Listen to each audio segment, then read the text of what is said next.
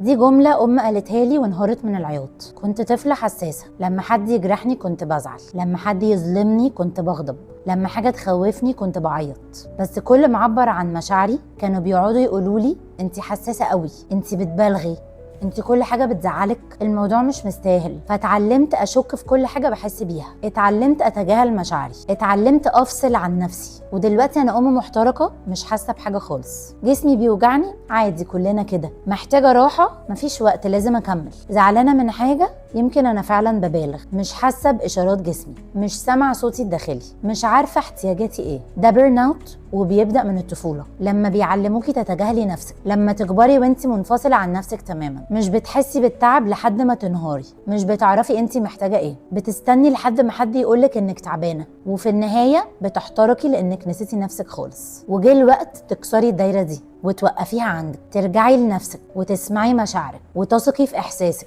وتعلمي ولادك ان مشاعرهم مهمة وفاليد. في الكوميونتي بتاعتنا بنتعلم ازاي نتواصل مع نفسنا ونتصل بيها تاني، بنتعلم ازاي نسمع اشارات جسمنا ومشاعرنا، بنشفى من الايموشنال انفاليديشن. عايزة تحمي ولادك ونفسك من البيرن اوت؟ اكتبي لي في الكومنتس كلمة ايموشنز، عشان جه الوقت انك توقفي الدايرة دي عندك وما تنقليش الحاجات دي لولادك.